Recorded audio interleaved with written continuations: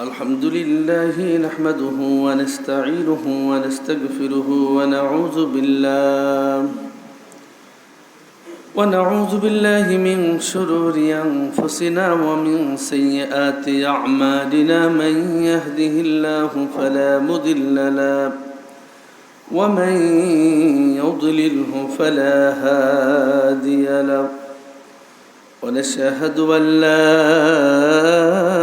إله إلا الله وحده لا شريك له ونشهد أن سيدنا ومولانا محمدا عبد الله ورسوله الذي أرسله بالحق بشيرا ونذيرا وداعيا إلى الله بإذنه وسراجا منيرا فقد قال الله تبارك وتعالى في كلامه المجيد وفرقانه الحميد أعوذ بالله من الشيطان الرجيم بسم الله الرحمن الرحيم ولا تقولوا لمن يقتل في سبيل الله أموات بل أحياء ولكن لا تشعرون صدق الله العظيم আল্লাহ রাব্বুল আলামিন আমাদেরকে এলাকার মধ্য থেকে বাছাই করে আল্লাহর ঘর মসজিদে আগে আগে আসার বসার তৌফিক দান করেছেন। এর জন্য আমরা সবাই উচ্চস্বরে বলছি আলহামদুলিল্লাহ।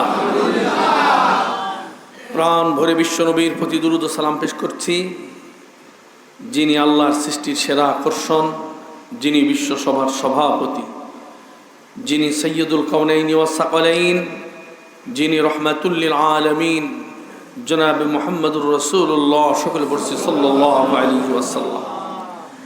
পবিত্র কোরআনুল কারীমের 114টি সূরার ভিতরে একটি সূরার নাম সূরাতুল বাকারা, সবচেয়ে বড় সূরা।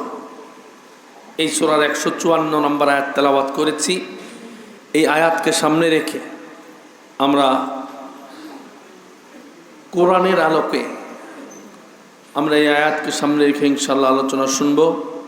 ইসলামের দৃষ্টিতে শহীদ কারা? আল্লাহর রাস্তায় জীবন যদি কেউ দেয় এটা শহীদ। এছাড়াও নবীজি কাদেরকে শহীদ বলেছেন আমরা আজকে জানব। মানুষের মৃত্যু হবে, কুল্লু নাফসিন যায়িকাতুল মাউত, সবাইকেই মৃত্যুবরণ করা লাগবে, কিন্তু এর ভিতরে শ্রেষ্ঠ মৃত্যু হলো শহীদি মৃত্যু।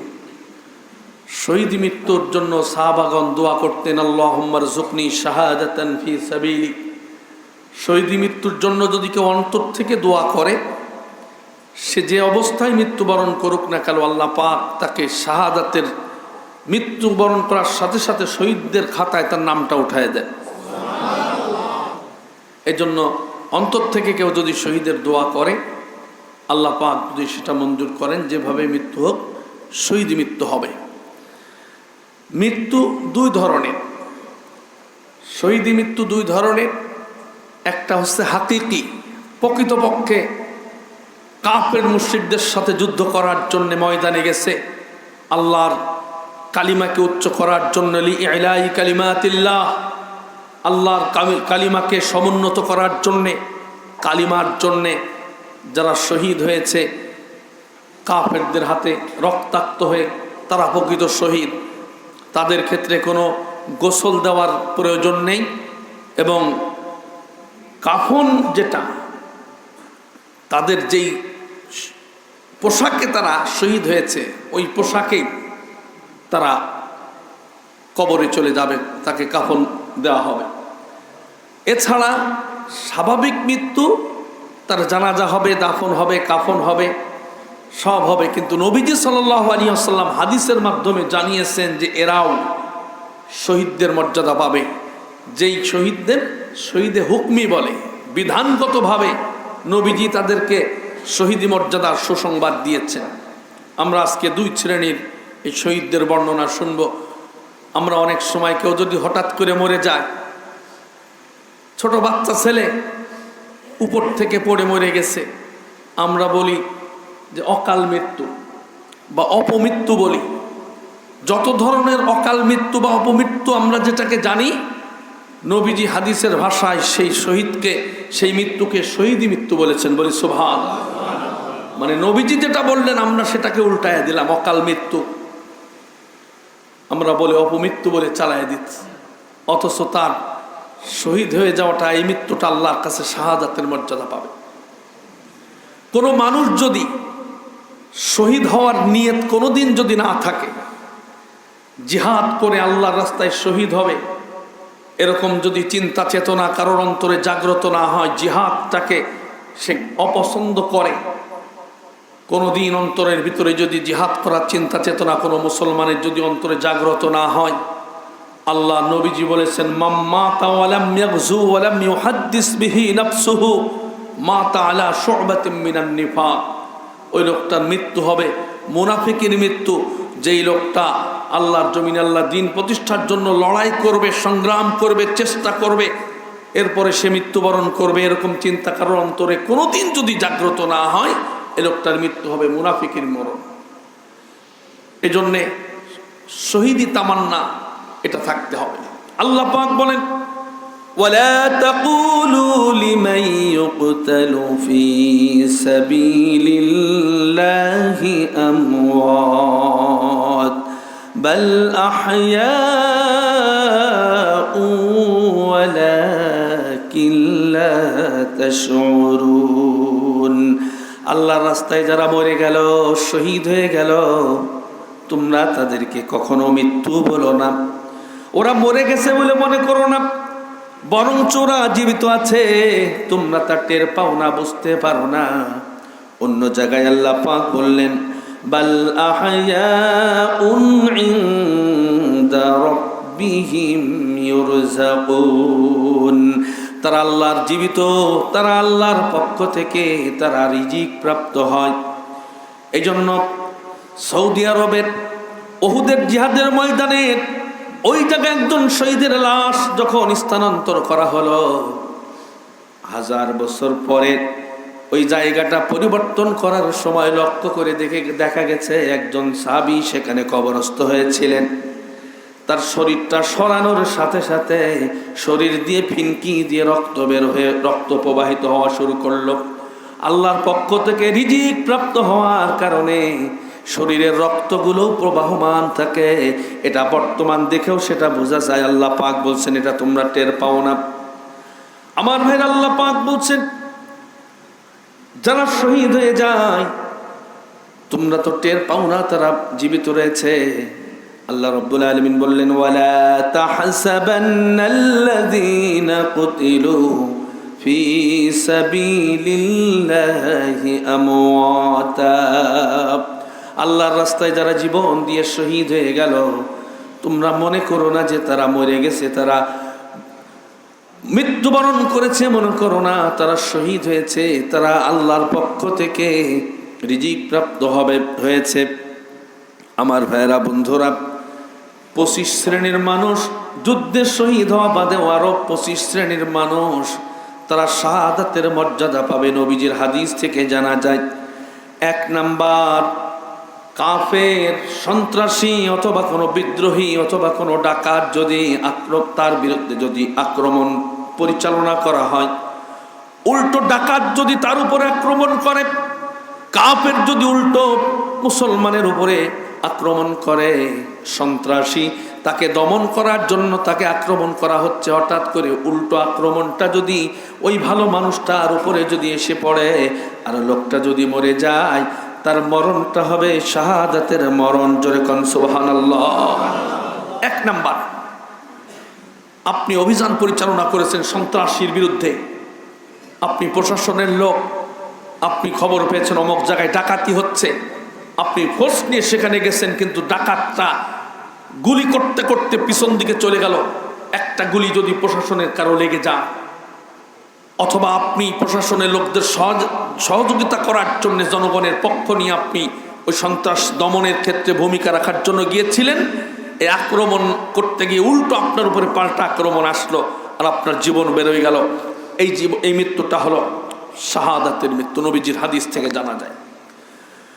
2 নাম্বার, কোন ইসলামী রাষ্ট্রের সীমানা পাহারা দিতে গিয়ে যদি কোনো মানুষ যদি কোনো সন্ত্রাসীদের হাতে গুলিবিদ্ধ হয়ে অথবা তার আক্রমণ পাওয়ার পরে যদি তার মরণটা হয়ে যায়, ইসলামী রাষ্ট্রের সীমানা পাহারা দিচ্ছেন, মানুষ ঘুমিয়ে আছে, রাত 12টা 1টা বেজে গেছে, যারা পাহারা দিচ্ছে তারা নির্ঘুম, রাষ্ট্রটা পাহারা দিচ্ছে, ওই মানুষটার উপরে যদি কেউ আক্রমণ করে, বহির্দেশের কেউ যদি আক্রমণ পরিচালনা করে যদি তাকে দুনিয়া থেকে বিদায় করে দেয়, ইসলামী রাষ্ট্র পাহারা দেওয়ার কারণে আল্লাহর নবীজি বলেছেন ওই লোকটার মরণ হবে শাহাদাতের মরণ। জোরে খান সুবহানাল্লাহ।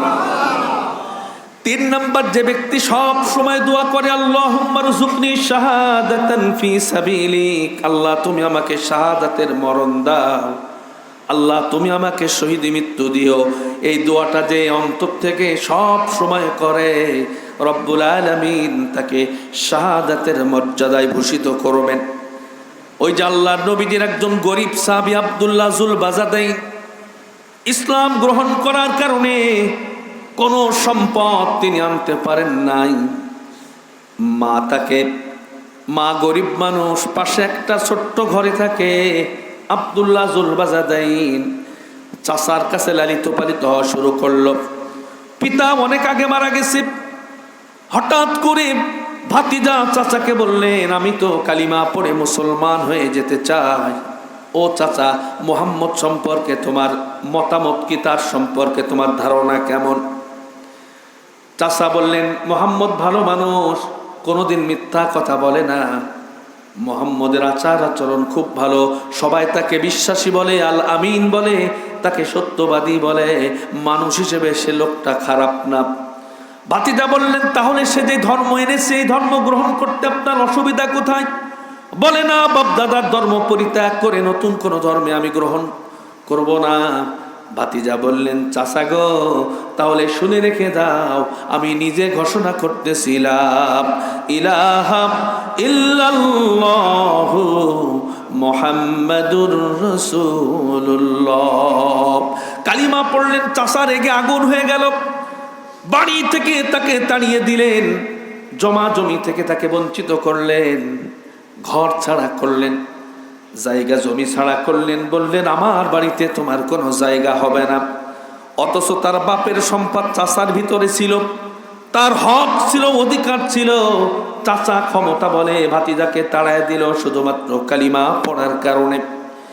যখন ভাতিজা সব ত্যাগ করে চলে যায়, তখন চাচা ডাকতেছে, ভাতিজা এদিকে আসো, তোমার পরনে যেই লুঙ্গিটা রয়েছে ওই লুঙ্গিটা তো আমার টাকায় কিনা, লুঙ্গিটা খুলে দেওয়া লাগবে। সঙ্গে সঙ্গে ভাতিজা লুঙ্গিটা খুলে দিয়ে একেবারে উলঙ্গ অবস্থায় আব্দুল্লাহ যুল বাজাদাইন চলে গেলেন। তার মায়ের কাছে গিয়া বললেন, মা গো, একটা পোশাকের ব্যবস্থা করো। মা বলতেছেন, আমি তোমার পোশাক কি করে দেব, আমার তো তেমন কিচ্ছু নাই। মা এবার ভিতর থেকে একটা পাক দিয়া ঘুরে এসে একটা পুরাতন কম্বল তার দিকে ছুঁড়ে মারলেন। হযরতে আব্দুল্লাহ যুল বাজাদাইনের মা তাকে দেখার সাথে সাথে চোখ দুটো এইভাবে করে ঢাকলেন। জিজ্ঞাসা করলেন, বাজান রে, তোমার এই অবস্থা কেন? বলে, মা গো, কালিমা গ্রহণ করেছি, ঈমান আনতে গিয়া লুঙ্গিটা পর্যন্ত আনতে পারি নাই, জায়গা জমি সব ছেড়ে চলে এসেছি, মা একটা পোশাক দাও। কম্বল দেওয়া হলো, অর্ধেকটা ছিঁড়ে তিনি পরনে পড়লেন আর অর্ধেকটা তিনি গায়ে জড়ালেন। চলে গেলেন হাঁটতে হাঁটতে হাঁটতে হাঁটতে বিশ্ব নবীর দরবারে। আল্লাহ নবীর কাছে সব ঘটনা খুলে বললেন। তার নাম ছিল আব্দুল উজ্জা। উজ্জা হলো আরবের একটা বড় দেবতার নাম হলো উজ্জা। আব্দুল উজ্জা মানে উজ্জার বান্দা, উজ্জার গোলাম। নবীজি নাম শোনার সাথে সাথে তার নামটা পরিবর্তন করে দিলেন। মানুষ তো কখনো দেবতার গোলাম হতে পারে না। তুমি আজকে থেকে তোমার নাম হলো আব্দুল্লাহ, আল্লাহর গোলাম তুমি, তোমার নাম হয়ে গেল আব্দুল্লাহ। আহলে সুফফার ভিতরে নবীজি তাকে ভর্তি করে দিলেন। বাড়ি ঘর জায়গা জমি ছেড়ে যে সমস্ত সাহাবী নবীজির কাছে কালিমা পড়ে মুসলমান হয়েছেন, তাদেরকে নবীজি যেই জায়গা থাকতে দিতেন ওই জায়গাটার নাম হলো আহলে সুফফা। 70 জন ছিলেন সেই জায়গার বাসিন্দা, যাদের জায়গা নাই, জমি নাই, ঘর নাই, বাড়ি নাই। আব্দুল্লাহকে আল্লাহর নবীজি সেই জায়গা ভর্তি করে দিলেন। দারুণ করে কোরআন শেখানোর জন্য একজন সাহাবীকে বলে দিলেন, আব্দুল্লাহ জোরে জোরে কোরআন তেলাওয়াত করে, কোরআনুল কারীম তিনি তেলাওয়াত করেন। আল্লাহ নবীজির কাছে যখন কোনো খাবার আসে, খাবার হাদিয়া আসার পর নবীজি কিছু খেয়ে সেখানে পাঠিয়ে দিতেন। যদি হাদিয়া আসতো, নবীজি যদি দিতেন, তাহলে তারা খাবার খেত, তা না হলে কখনো না খেয়ে তারা ঘুমিয়ে পড়তো। দুপুরবেলা খাবার খাবে, নবীজি যদি হাদিয়া দিতেন তো খেতেন, না দিতেন তো 70 জনের খাবারের কোনো ব্যবস্থা হতো না। ওই 70 জনের ভিতরে আব্দুল্লাহর নামটা লেখা হয়ে গেল। আব্দুল্লাহ রাতের বেলা ঘুমাতে পারে না, জোরে জোরে কোরআন তেলাওয়াত করে, জোরে জোরে কোরআন তেলাওয়াত করে। কিছু কিছু সাহাবী কয়েকদিন পরে আল্লাহর নবীজির কাছে অভিযোগ পেশ করলেন। সেই সাহাবীদের ভিতরে প্রধান ছিলেন হযরত ওমর রাদিয়াল্লাহু তাআলা আনহু। আল্লাহর নবীজির কাছে বললেন, এমন একজন সাহাবীকে কোরআন তেলাওয়াত শিখাতে বললেন, যেই সাহাবী রাতের বেলা এত জোরে জোরে কোরআন তেলাওয়াত করে আমরা ঘুমাতে পারি না, এত জোরে জোরে কোরআনুল কারীম পড়ে আমরা তাহাজ্জুদের নামাজ পড়তে পারি না, ডিস্টার্ব হয়ে যায়। ইয়া রাসূলুল্লাহ, আপনি যদি আব্দুল্লাহকে একটু আস্তে কোরআন পড়ার জন্য বলতেন, আমাদের নামাজের কোনো ডিস্টার্ব হতো না, ঘুমের কোনো ডিস্টার্ব হতো না, ইবাদত বন্দেগীর কোনো ডিস্টার্ব হতো না, অসুবিধা হতো না। আল্লাহর নবীজি ওমর সহ সব সাহাবীকে ধমক দিয়ে বললেন, জীবনে কোনোদিন আব্দুল্লাহর বিরুদ্ধে কোনো অভিযোগ আনা যাবে না, কারণ তোমরা তো স্বাভাবিকভাবে কালিমা পড়ে মুসলমান হয়েছো, আর আমার আব্দুল্লাহ ঈমান আনতে গিয়ে লুঙ্গিটা পর্যন্ত আনতে পারে নাই, জায়গা ছেড়েছে, বাড়ি ছেড়েছে, জমি ছেড়েছে, এমনকি পোশাক পর্যন্ত সে আনতে পারে নাই। আব্দুল্লাহর মনে অনেক কষ্ট, অনেক দুঃখ, অনেক বেদনা। কোরআন জোরে জোরে পড়ে মনের দুঃখ সে দূর করবে। কোনোদিন আব্দুল্লাহর বিরুদ্ধে কোনো অভিযোগ পেশ করা যাবে না। আল্লাহ নবীজি যেদিন তাবুকের জিহাদের ময়দানে যাবেন, তার পূর্ব মুহূর্তে নবীজি বললেন, তোমরা বেশি বেশি করে এই জিহাদের জন্য দান করো। তাবুকের জিহাদে সবচাইতে বেশি সেনাবাহিনীর বিরুদ্ধে নবীজি যুদ্ধ পরিচালনা করা লেগেছে। প্রচণ্ড গরম এবং অভাবের ভিতরে সাহাবীদেরকে নবীজি বললেন যে অনেক দূরের পথ, অনেক সেনাবাহিনীর বিরুদ্ধে যুদ্ধ হবে, তোমরা একটু বেশি বেশি দান করো। ওসমান রাদিয়াল্লাহু তাআলা আনহু বললেন, ইয়া রাসূলুল্লাহ, আমি 3000 সৈন্যের যত খাবার লাগে, যত অস্ত্র লাগে, যত উট লাগে, যত ঢাল লাগে, যত খাবার লাগে, সব আমি একা উসমান দেব। 3000 সেনাবাহিনীর ভরণ পোষণের দায়িত্ব, যুদ্ধের অস্ত্রের দায়িত্ব আমি নিলাম। জোরে কোন সুবহানাল্লাহ। একটা উটের দাম বর্তমানে 3 থেকে 5 লক্ষ, সর্বোচ্চ 7, 8, 10 লক্ষ টাকা আছে একটা উটের দাম, এরপরে আরো বেশি রয়েছে। ওই সময় তিনি সেনাবাহিনীর এক একজন 3000-এর যদি এক একটা করে উট দেন, তাহলে কত কোটি টাকা তিনি ইনভেস্ট করেছিলেন। আল্লাহ নবীজির সাহাবাগণ সবাই দান করেছেন। আবু বকর রাদিয়াল্লাহু তাআলা আনহু বাড়িতে যা ছিল সব গোছায় একটা টুপলার ভিতরে করে নিয়ে নবীজির কাছে এসে দিয়ে দিলেন। নবীজি সেই স্তূপের ভিতরে ঢাললেন। এভাবে করে সব সাহাবাগণ দান করেছেন। যারা গরিব ছিল কেউ মাহরুম হন নাই, একজনের দান করার কিচ্ছু নাই। নবীজি ঘোষণা দেওয়ার পরে চলে গেছে ইহুদির বাগানে, সারা রাত কাজ করেছে। ইহুদির খেজুর গাছের বাগানে পানি দিয়েছে, সকালবেলা কিছু খেজুর দিয়েছে, সেই খেজুর কিছু যুদ্ধের ময়দানে নিয়ে যাবেন, আর কিছু সেই স্তূপের ভিতরে দান করেছেন। সব সাহাবী দান করল। আল্লাহ নবীজি তাবুকের জিহাদের ময়দানে মাল সামান নিয়ে যখন রওনা হয়ে গেলেন, এই যে আব্দুল্লাহ জুলবাজাদাইন, বস্তা ছাড়া, তার ওই কম্বল ছাড়া তার কোনো সম্পদ নাই, কোনো টাকা নাই, পয়সা নাই, কিচ্ছু নাই, দেবেন কি? কিচ্ছু দিতে পারেন নাই। নবীজির সাহাবাগণ যখন রওনা হয়েছে, আব্দুল্লাহ হাত প্রসারিত করে নবীজিকে বললেন, ইয়া রাসূলুল্লাহ, ইয়া হাবিবাল্লাহ, তাবুকের জিহাদের জন্য সব সাহাবী দান করলো, আমি আব্দুল্লাহ এমন হতভাগা, কিচ্ছু আমি দান করতে পারি নাই। আমার তো কিচ্ছু নাই, দেব কি? কিচ্ছু দান করতে পারি না, শুধুমাত্র জীবন ছাড়া, দেহ ছাড়া, বডিটা ছাড়া আমার তো আর কিচ্ছু নাই, আমি আর কি দান করব? আপনি দোয়া করে দেন, আমার দেহটাকে আমি দান করে দিলাম তাবুকের জিহাদের ময়দানে, রব্বুল আলামিন যেন আমাকে শাহাদাতের মর্যাদা দান করে, আমার দেহটাই আল্লাহর জন্য আমি দান করে দিলাম। একটু জোরে বলা যাবে কি আল্লাহু আকবার? আল্লাহর নবীজি শহীদ হওয়ার আগ্রহ দিকে তাকে বললেন, ও আব্দুল্লাহ, গাছের ছাল তুলে আনো, একটা গাছের বাকল ছিঁড়ে আনো। বাকল দৌড়াতে দৌড়াতে আব্দুল্লাহ ছিঁড়ে আনলেন। আল্লাহ নবীজি বাহুতে বেঁধে দিলেন, আব্দুল্লাহ জুলবাজাদাইনের বাহুতে বেঁধে দিলেন, হাত উঁচু করে দোয়া করলেন, আল্লাহ, আমার আব্দুল্লাহর গায়ে যেন কোনো কাফের কোনো আঘাত করতে না পারে, আমার আব্দুল্লাহর শরীর থেকে এক ফোঁটা রক্ত যেন কোনো কাফের আঘাত করে বের করতে না পারে, আমার আব্দুল্লাহর রক্ত কাফেরদের জন্য আমি বিশ্ব নবী হারাম করে দিলাম। একটু জোরে বলা যাবে কি সুবহানাল্লাহ? দোয়া করার সাথে সাথে লক্ষ্য করে দেখলেন আব্দুল্লাহ চোখ দিয়ে টপ টপ করে পানি পড়ছে। একেতে গরিব মানুষ, কিছু দিতে পারেন নাই, দেহটা দান করতে চাইলেন, তাও নবীজি বললেন এর যেন কেউ কিছু করতে না পারে। তার মানে তিনি মনে করেছেন বোধ হয় আমার এই দেহটা, গরিব মানুষের দেহটা নিয়ে নবীজি কি করবেন, এজন্য নবীজি দোয়া বোধ হয় উল্টা করে দিয়েছেন। নবীজিকে বললেন, আমি বললাম কি আর আপনি করলেন কি? আমি চাইলাম শহীদ হতে, আর আপনি বললেন যে শহীদ হওয়া তো দূরের কথা, তারে যেন কেউ আঘাত করতে না পারে, কোনো রক্তপাত যেন না হয়। আপনি আমাকে শহীদের দোয়া কেন করলেন না ইয়া রাসূলুল্লাহ? আল্লাহ নবীজি বললেন, তুমি শহীদ হওয়ার জন্য যে আগ্রহ, তোমার অন্তরে যে তামান্না, তুমি শহীদ হওয়ার জন্য যে উদ্গ্রীব হয়ে আছো, আমি বিশ্ব নবী বলছি, তুমি যদি জ্বর হয়েও যদি মরে যাও, জ্বরে আক্রান্ত হয়ে বিছানায় কাঁদতে কাঁদতেও যদি তোমার মরণ হয়, তোমার আগ্রহের কারণে আল্লাহ পাক তোমার নামটা শহীদদের খাতায় উঠায় দেবেন। বলি সুবহানাল্লাহ।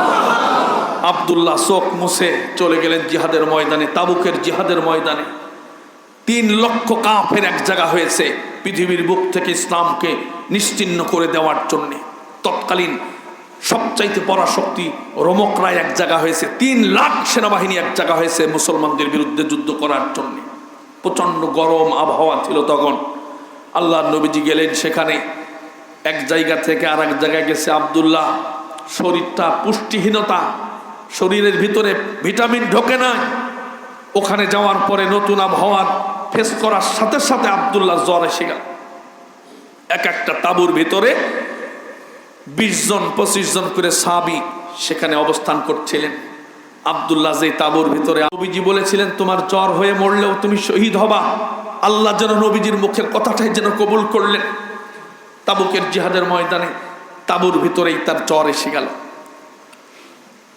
প্রথম দিন জ্বর কমে না, একদিন চলে গেল, 2 দিন চলে গেল, 3 দিন চলে গেল। আব্দুল্লাহর জ্বর তো কমাতো দূরের কথা, জ্বর আস্তে আস্তে বাড়তেছে। 3 দিন পরে আব্দুল্লাহ জুলবাজাদাইন জ্বরে আক্রান্ত হয়ে দুনিয়া ছেড়ে তিনি বিদায় নিয়ে শহীদ হয়ে গেলেন, মৃত্যুবরণ করলেন। আল্লাহ নবীজির কাছে খবর দেওয়া হলো, ওই যে পথ রোধ করা আব্দুল্লাহ জুলবাজাদাইন আজকে শহীদ হয়ে গেছে, ইন্তেকাল করেছে জ্বরে আক্রান্ত হয়ে। আল্লাহ নবীজি বললেন, গোসল দাও, কাফনের ব্যবস্থা করো, আমি বিশ্ব নবী তার জানাজা পড়াবো। নবীজি সাহাবীদেরকে নিয়ে জানাজার নামাজ আদায় করালেন। আল্লাহ নবী নিজে কবরের ভিতরে নামলেন। আব্দুল্লাহর লাশটা যখন বহন করে আনা হচ্ছিল, 2 জন সাহাবী আব্দুল্লাহর লাশটাকে বহন করেছিলেন। একজন হলেন হযরতে আবু বকর রাদিয়াল্লাহু তাআলা আনহু, আরেকজন ছিলেন হযরতে ওমর রাদিয়াল্লাহু তাআলা আনহু। রাতের বেলা তার কবর দেওয়া হবে। একটা বাতি টিমটিম করে জ্বলছিল, বাতিটা যিনি ধরেছিলেন তিনি ছিলেন হযরতে বেলাল রাদিয়াল্লাহু তাআলা আনহু।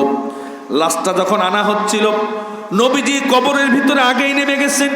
আল্লাহ নবীজি বললেন, তোমরা তোমার ভাইয়ের এই লাশের সাথে আদব করো, খবরদার লাশটার সাথে যেন বেয়াদবি হয় না। আদবের সাথে আস্তে আস্তে বহন করে কবরের ভিতরে নামাও। এই আল্লাহর বান্দাকে লাশের সাথে খবরদার তোমরা বিয়াদবি করবা না। আল্লাহর নবীজি দুইজন সাহাবী নবীজির হাতে লাশটা দিয়ে দিলেন, নবীজি দাফন করলেন, কবরের ভিতরে রাখলেন। মাটি দেওয়ার আগে নবীজি দুই হাত উঁচু করে রব্বুল আলামিনের কাছে দোয়া করলেন, আল্লাহ এই হলো সেই সাহাবী ঈমান আনতে গিয়া যে সাহাবী লুঙ্গিটা পর্যন্ত আনতে পারে না, এ আব্দুল্লাহ শহীদ হওয়ার জন্য আমার কাছে দোয়া করতে এসেছিল, দোয়া চাইতে এসেছিল। আল্লাহ আজকে সন্ধ্যা পর্যন্ত আব্দুল্লাহর উপরে আমি রাজি আছি, খুশি আছি। আল্লাহ তুমি আমার আব্দুল্লাহর উপরে কোনোদিন তুমি বেজার হবা না, সারা জীবনের জন্য আমার আব্দুল্লাহর প্রতি তুমি খুশি হয়ে যাও। সুবহানাল্লাহ। তিনি যখন দোয়া করছেন পাশে দাঁড়িয়েছিলেন আব্দুল্লাহ ইবনে মাসউদ রাদিয়াল্লাহু তাআলা, তার চোখ দিয়ে পানি পড়ছে আর বলছে, আল্লাহ আজকে ওই লাশটা যদি আব্দুল্লাহ জুলবাজাদাইন না হয়ে যদি আমি সেখানে থাকতাম, তাহলে নবীজির মুখের দোয়া আমার কিসমতে জুটে যেত, নসিব হয়ে যেত। জোরে কোন সুবহানাল্লাহ। তিনি জ্বরে আক্রান্ত হয়ে মরেছেন, কিন্তু শহীদ হওয়ার তামান্না থাকার কারণে আল্লাহ পাক তাকে শহীদি মর্যাদা দিয়েছেন। যে সমস্ত কারণে আল্লাহ পাক শাহাদাতের মর্যাদা দেন, এক নাম্বার যারা কাফের, সন্ত্রাসী, ডাকাত, তাদের বিরুদ্ধে অভিযান পরিচালনা করতে গিয়ে উল্টা তাকছে যদি আক্রান্ত হয়ে মরে যায়। দুই নাম্বার ইসলামী রাষ্ট্রের সীমানা পাহারা দিতে গিয়ে যদি কারোর মরণ হয়। তিন নাম্বার যে ব্যক্তি অন্তর থেকে দোয়া করে, আল্লাহ আমাকে শহীদ হিসেবে কবুল করো। সাহাবাগণ এই দোয়া করতেন, আল্লাহুম্মা রযুকনি শাহাদাতান ফি সাবিলিক, আল্লাহ তোমার রাস্তায় আমি যেন শহীদ হয়, এই শহীদি মর্যাদা আমারে দিও। এই দোয়া অন্তর থেকে সাহাবাগণ করতেন। এই দোয়া যদি আপনিও করেন, যেখানেই মরণ হবে, যেভাবেই হবে, শহীদ মৃত্যু হবে। চার নাম্বার, কোন জালিম স্বৈরাচারের বিরুদ্ধে লড়াই করতে গিয়া যদি কোনো মানুষ যদি মরে যায়, কোন জালিম অত্যাচারী মানুষের উপরে জুলুম করে এমন মানুষের বিরুদ্ধে কেউ যদি লড়াই করে, লেখনের মাধ্যমে, কথার মাধ্যমে, অস্ত্র শস্ত্রের মাধ্যমে কেউ যদি লড়াই করে, ওই অবস্থায় যদি উল্টো তার উপরে আক্রমণ আসে, লোকটা যদি মরে যায়, তার নামটা শহীদের খাতায় রব্বুল আলামিন উঠায় দেন। 5 নাম্বার, নিজের পরিবার পরিজন হেফাজত করার জন্যে চলতেছে গভীর রাতে হঠাৎ করে ডাকাতের আক্রান্ত হয়ে গেল অথবা সন্ত্রাসীদের কবলে পড়ে গেল, পরিবারকে হেফাজত করার জন্য যদি মোকাবেলা করতে যায়, ওই সময় যদি লোকটার মরণ হয়, আল্লাহ নবীজির হাদিস থেকে জানা যায় ওই লোকটার মরণ হবে শাহাদাতের মরণ। জোরে কোন সুবহানাল্লাহ। 6 নাম্বার, কোন জালিম যদি কোনো ভালো মানুষ, মজলুম কোনো মানুষকে যদি জেলখানার ভিতরে পুরে রাখে, ওই জেলখানার ভিতরেই যদি তার মৃত্যু হয়ে যায়, আল্লাহর নবীজির হাদিসে এসেছে রব্বুল আলামিন তাকে শাহাদাতের মর্যাদা দান করেন। জোরে কোন সুবহানাল্লাহ। নিজের কোনো অপরাধ নেই, জালিম স্বৈরাচার যদি কোনো মানুষকে অন্যায়ভাবে এভাবে জেলখানার ভিতরে রাখে, জেলের ভিতরেই যদি লোকটা টেনশন করতে করতে তার ভিতরে যদি মরে যায়, তার নামটা শহীদের খাতায় আল্লাহ উঠায় দেন।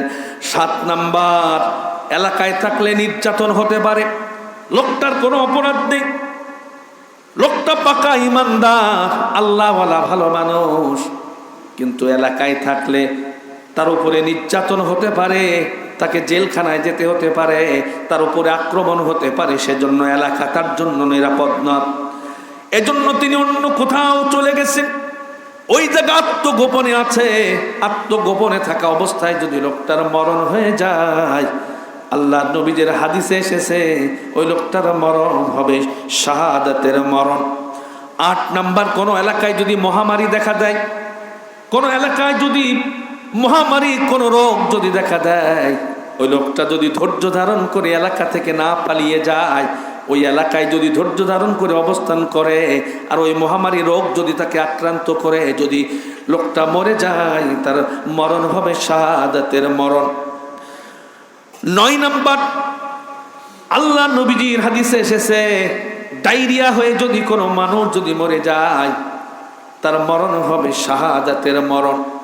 বর্তমানে ডায়রিয়ার অনেক চিকিৎসা বের হয়েছে, কিন্তু আল্লাহ নবীজির জামানায় ডায়রিয়া একবার যদি কারো হতো, সহজে লোকটার বাঁচার সম্ভাবনা কমে যেত।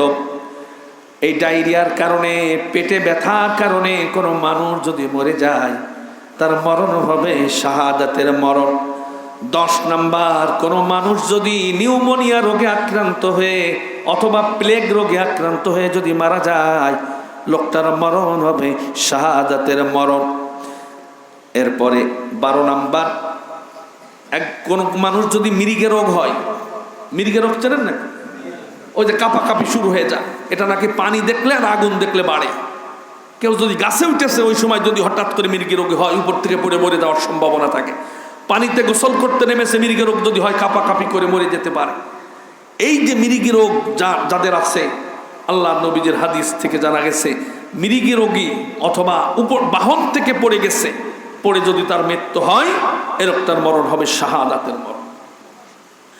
এরপরে জ্বর হয়ে যদি কোনো মানুষ যদি জ্বরে ভুগে ভুগে যদি মরণ হয়ে যায়, ওই লোকটার মরণ হবে শাহাদাতের মরণ।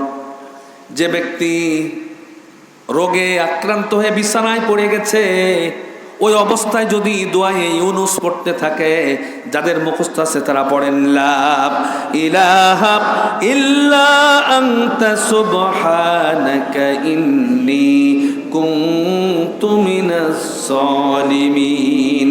অসুস্থ হলে বেশি বেশি এই দোয়াটা পড়বেন। অসুস্থ হওয়ার পর কোন অসুস্থতার পরে আপনার মরণ হবে আপনি তো জানেন না।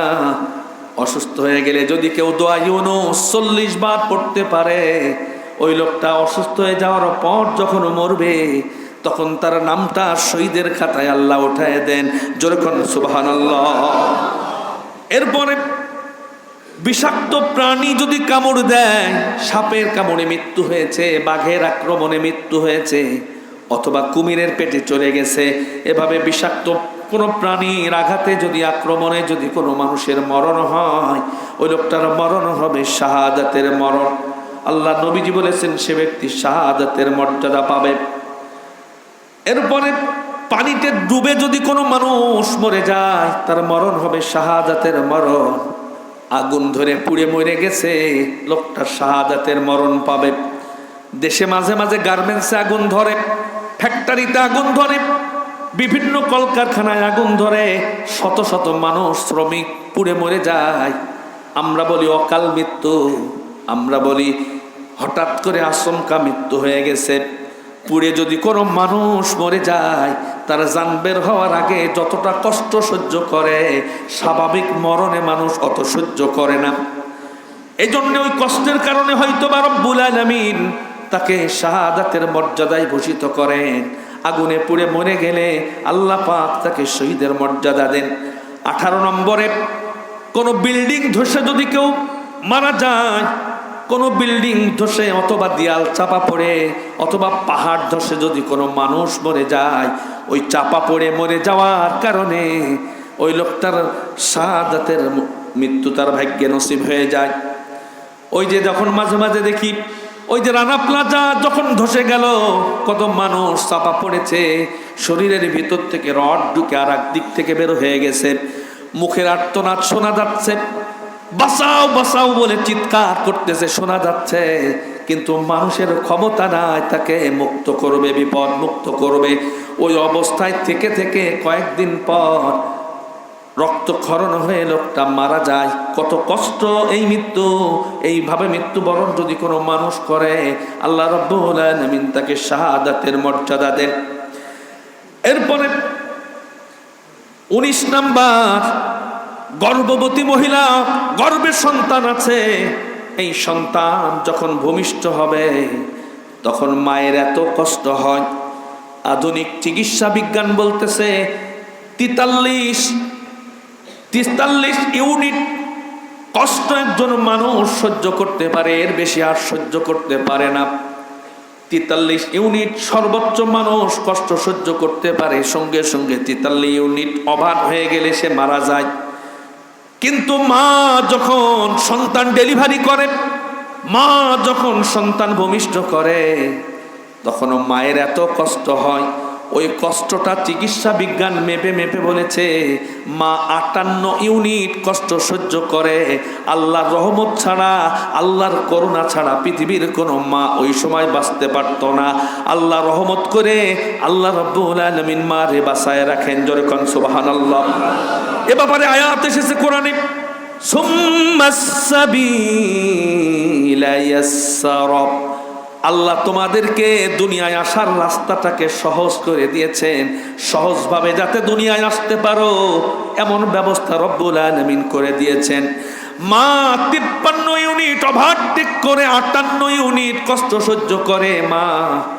অনেক সময় লক্ষ্য করে দেখা যায় অনেকে মা সন্তান ডেলিভারি করতে গিয়ে নিজের জীবনটা চলে যায়, মারা যায়। এরকম হয় না?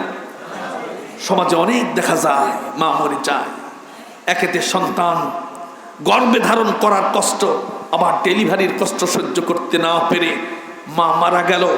হাদিসে এসেছে ওই মা, ইবনে মাজাহ 2803 নম্বর হাদিসে এসেছে, ওই মায়ের নামটা আল্লাহ পাক শহীদের খাতায় উঠায় দেন, বলি সুবহানাল্লাহ।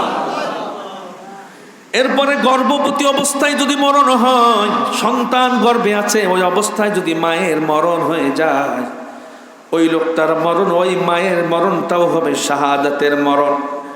21 নাম্বার আল্লাহ নবীজির হাদিস এসেছে, আত-তাজিরুস সাদুকুল আমিনু মান নাবিয়্যিন ওয়াস সিদ্দীকিন ওয়াস শুহাদা'i ওয়াস সালিহিন।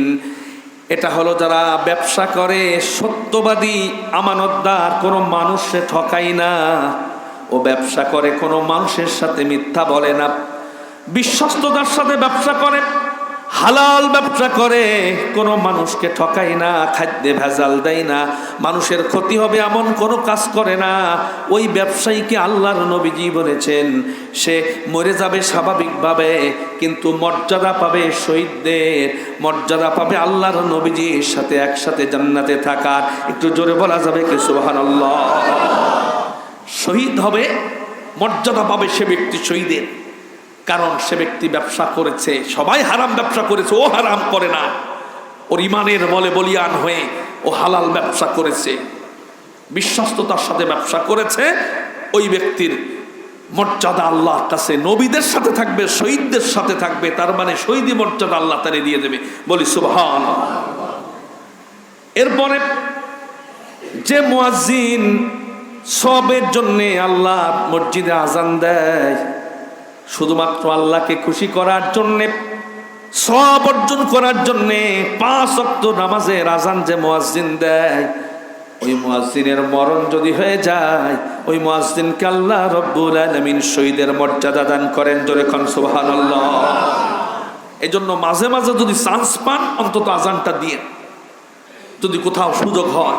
অনেকে আমরা এই কাজটাকে ছোট মনে করি, অথচ আল্লাহর নাম আপনি উচ্চারণ করলেন। হাদিসে এসেছে আজান যত দূর যাবে ততদিন ভিজা এবং শুকনা যা কিছু আছে, আল্লাহ নবীজি বলেছেন যত দূর আজান যাবে তত দূর পর্যন্ত তার গুনাহ আল্লাহ মাফ করে দেয়। যদি কেউ আজান দেয়, তাহলে একটা মুয়াজ্জিন 5 বার যদি দেয়, তাহলে তার কত গুনাহ মাফ হচ্ছে। আল্লাহর কাছে তার মর্যাদা অনেক বেশি। আমার ভাইয়েরা, 23 নাম্বার, ফিতনা ফাসাদের সময় যখন মানুষ নবীজির সুন্নাহকে আঁকড়ে ধরতে চায় না, সুন্নাহ থেকে দূরে আছে, নবীজির সুন্নাহ মানতে চায় না, নবীজির আদর্শ মানতে চায় না, ওই সময় যদি কোনো মানুষ আল্লাহর নবীজির একটা কোনো সুন্নাতকে যদি আঁকড়ে ধরতে পারে, মরা সুন্নাতকে যদি কোনো মানুষ আঁকড়ে ধরতে পারে, অটল করে ধরে রাখতে পারে, আল্লাহ রাব্বুল আলামিন তাকে শাহাদাতের মর্যাদা দান করবেন। জোরে কোন সুবহানাল্লাহ। 23 নাম্বার, যে ব্যক্তি রাতের বেলা ঘুমানোর আগে অজু করে, লোকটা আল্লাহর খুশির জন্য অজু করে রাতের বেলা ঘুমাতে গেল, আর ঘুমের ঘরেই মালাকুল মাউত চলে এসেছে, জানটা কবজ করে নিয়েছে। ওই অজু করে ঘুমানো বান্দার মান সম্মান ইজ্জত মর্যাদা আল্লাহর কাছে এত বেশি, ওযু করে পবিত্র অবস্থায় মৃত্যুবরণ করেছে, আল্লাহ রাব্বুল আলামিন তার নামটা শহীদের খাতায় উঠায় দেন। জোরে কোন সুবহানাল্লাহ। 24 নম্বর, দৈনিক যে ব্যক্তি 100 বার আল্লাহ নবীর উপরে দুরূদ পড়বে, আল্লাহুম্মা সাল্লি আলা মুহাম্মাদ ওয়া আলা আলি মুহাম্মাদ কামা সাল্লাইতা আলা ইব্রাহিম ওয়া আলা আলি ইব্রাহিম ইন্নাকা হামিদুম মাজিদ আল্লাহুম্মা বারিক আলা মুহাম্মাদ ওয়া আলা আলি মুহাম্মাদ কামা বারাকতা আলা ইব্রাহিম ওয়া আলা আলি ইব্রাহিম ইন্নাকা হামিদুম মাজিদ। এই দুরূদ কেউ যদি 100 বার পাঠ করে দৈনিক, ওই দিন যদি তার মরণ হয় তাহলে ওই লোকটার মরণ হবে শাহাদাতের মরণ। 25 নম্বর, যেই সতীন, যেই একটা মানুষের 2টা স্ত্রী, বড় স্ত্রীটা আদর পায় না, ভালোবাসা পায় না, অবহেলার একটা পাত্রী, তার সতীন আছে, সতীনকে অন্যায়ভাবে বেশি ভালোবাসে, বেশি টাকা পয়সা খরচ করে। স্বামী সতীনকে এত বেশি মহব্বত করে, ভালোবাসে, এটা বড় স্ত্রী দেখে আর কষ্ট সহ্য করে।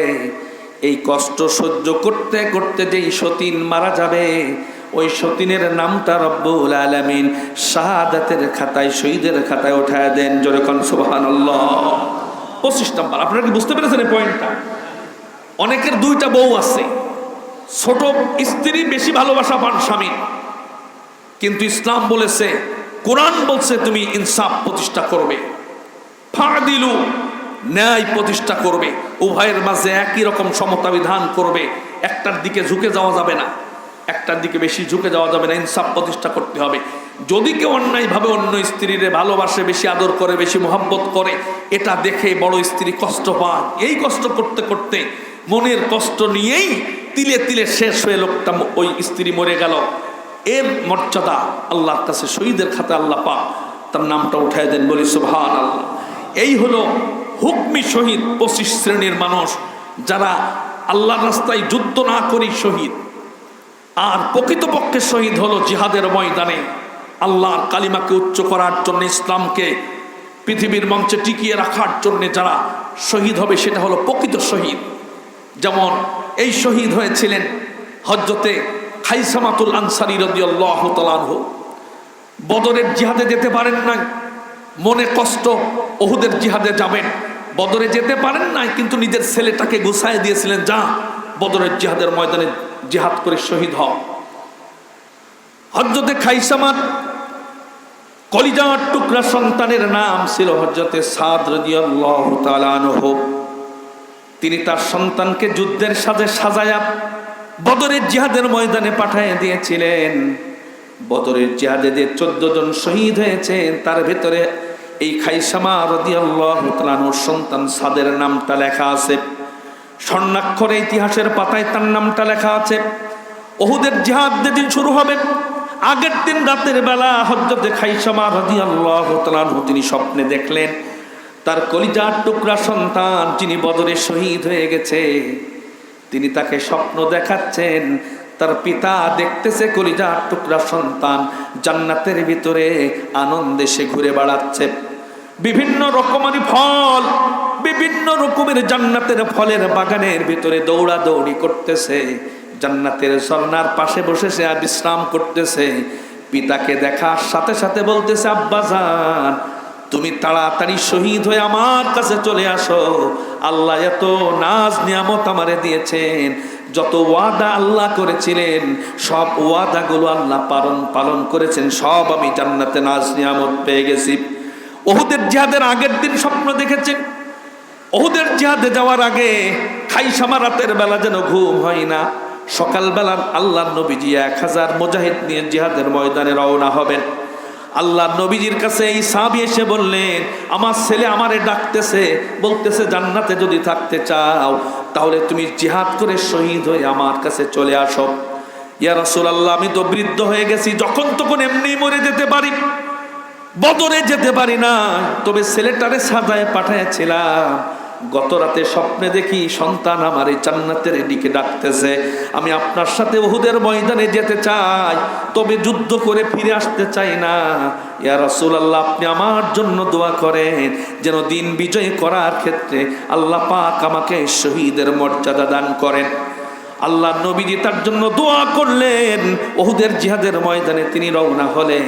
উহুদের জিহাদের ময়দানে জীবন দিয়ে রক্ত দিয়ে তিনি শাহাদাতের পেয়ালা পান করলেন।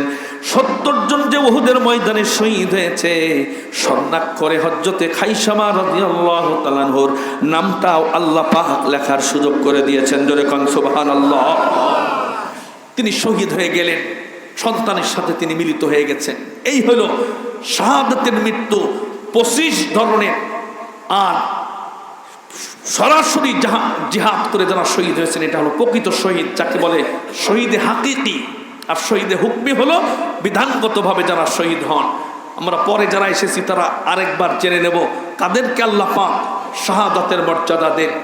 যারা কাফির সন্ত্রাসীর বিরুদ্ধে আক্রমণ পরিচালনা করতে গিয়ে উল্টো আক্রমণের শিকার হয়ে মারা যায়, ইসলামী রাষ্ট্রের সীমানা পাহারা দিতে গিয়ে যারা মৃত্যুবরণ করেন, যে ব্যক্তি শহীদ হওয়ার জন্য দোয়া করে, যে ব্যক্তি জালিমের বিরুদ্ধে লড়াই করতে গিয়ে মৃত্যুবরণ করেছেন, যে ব্যক্তি নিজ পরিবারকে হেফাজত করার জন্য নিজের সম্পদ, নিজের ঘর বাড়ি, নিজের পরিবার পরিজন, সন্তান স্ত্রী এদের বাঁচানোর জন্য তিনি যখন ঢাল হয়ে দাঁড়িয়েছেন, তখন তাকে যদি গুলি করা হয়, তাকে যদি আঘাত করে দুনিয়া থেকে বিদায় করে দেওয়া যায়, এই লোকটার মরণ হবে শাহাদাতের মরণ। জালিমের কারাগারে কোনো মজলুম যদি বন্দী অবস্থায় মৃত্যুবরণ করেন, নির্যাতনের ভয়ে কেউ যদি আত্মগোপন করে থাকে, ওই অবস্থায় যদি লোকটার মরণ হয়, মহামারীতে যদি কেউ মারা যায়, শহীদি মরণ হবে। ডায়রিয়া হয়ে যদি কেউ মারা যায়, পেটের পীড়ায় যদি কেউ মারা যায়, নিউমোনিয়া রোগে, প্লেগ রোগে যদি আক্রান্ত হয়ে কেউ মারা যায়, মিরিগে রোগী যারা, এই অবস্থায় যদি বাহন থেকে পড়ে যদি মারা যায়, তার শহীদি মর্যাদা হবে। জ্বরে ভুগে মারা গেলে, রোগ সজ্জায় দোয়া ইউনুস 40 বার পড়লে যদি তার মৃত্যু হয়, বিষাক্ত প্রাণীর কামড়ের আঘাতে মৃত্যু, আগুনে পুড়ে যদি মারা যায়, বিল্ডিং ধসে যদি কেউ মারা যায়, গর্ভবতী স্ত্রী